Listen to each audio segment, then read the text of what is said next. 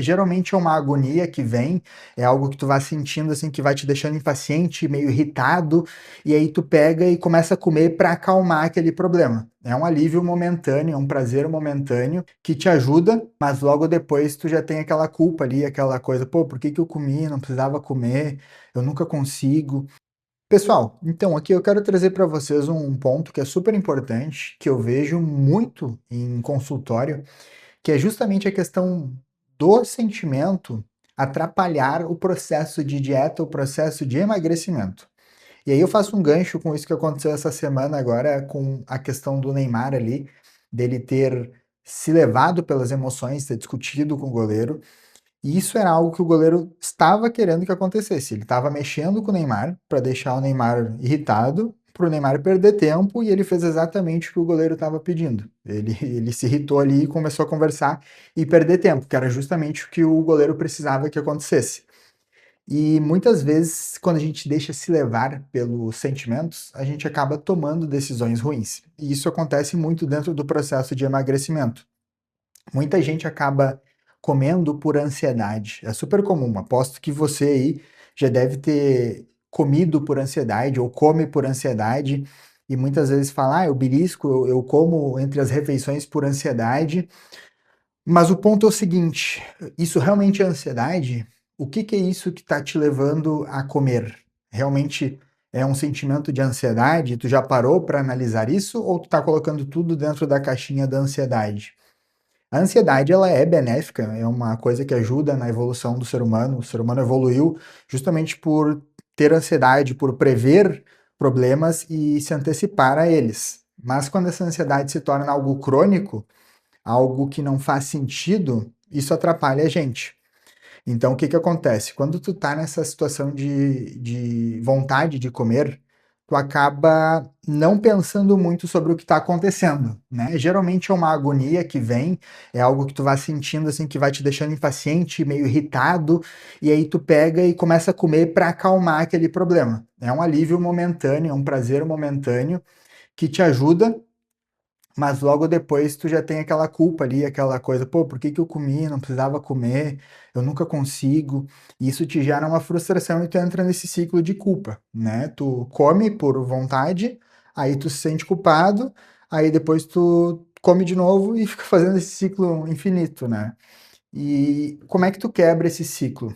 Primeiro ponto é quando acontecer esse sentimento, essa coisa que vem de dentro, essa agonia, é parar e analisar realmente o que tu tá pensando, o que tu tá sentindo, tá? Para e observa o teu corpo. Começa a observar teu corpo, como é que ele tá se respondendo, o que que tá acontecendo, tu tá ficando agitado, tá ficando tenso. Pensa sobre isso que tu tá sentindo. Começa a refletir, pô, o que que é isso que eu tô sentindo? Aí tu começa a dar nome para aquilo. Tá, mas por que que eu tô sentindo isso? Eu tô sentindo isso em que momento? E aí tu começa a fazer questionamentos sobre o que tu tá sentindo, sobre o que tu tá pensando, para realmente entender. Porque quando tu não para e analisa isso, tu simplesmente vai vivendo e tapando ele com a comida, tapando esse problema com a comida. E isso é algo muito sério, porque quando tu não trata isso, começa a virar algo crônico, algo que pode virar cada vez maior e algo que tu nem sabe o que que é, porque tu não tá dando o nome correto para isso. Parar e analisar e questionar os pensamentos, questionar os sentimentos é importantíssimo. Quando a gente está ansioso, o importante não é a gente tentar ignorar a ansiedade, né? Muita gente, quando está ansiosa ou está tendo daqui a pouco uma crise de ansiedade, quer abafar aquilo ali, quer deixar aquilo ali num canto. Mas não funciona assim. A ansiedade, na verdade, tu tem que enxergá-la como uma onda. Ela vai vir, ela vai ter o pico dela e depois ela vai baixar. E se tu ficar segurando, ficar represando ela, ela vai estourar uma hora e vai ficar muito maior.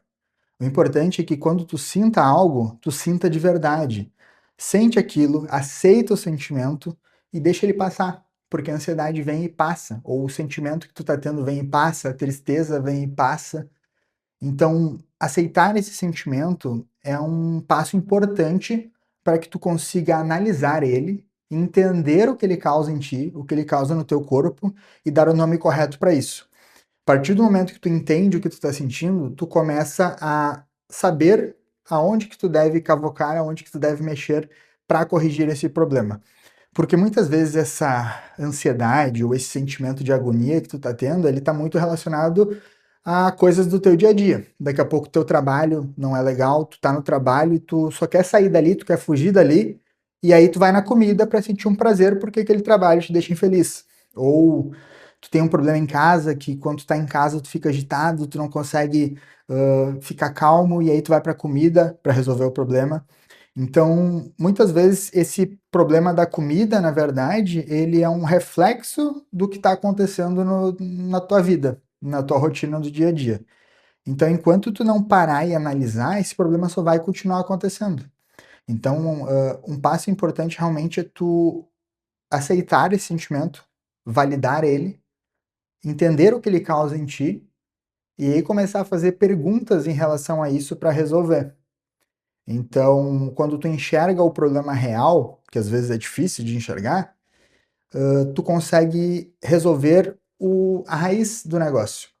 E aí, quando tu começa a tratar a raiz do negócio, esse problema superficial, que é só a ponta do iceberg, que é o comer por ansiedade, ele começa a reduzir, ele começa a ir embora.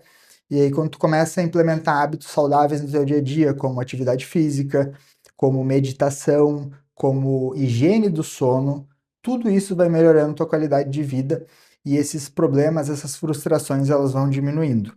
Frustrações, problemas nunca acabam, mas eles diminuem. Então, o primeiro passo é realmente reconhece isso, dá nome aos bois para que tu consiga tratar. E aí a gente começa a trabalhar outros pontos mais a fundo, que nem esses que eu citei de meditação, treinamento, sono, tudo isso é importantíssimo para que tu consiga ter uma qualidade de vida e sentir-se mais tranquilo e cumprir realmente ou realizar realmente as tarefas que tu se propôs a fazer, que tu sente vontade de fazer, para uma vida um pouco mais feliz, um pouco mais saudável.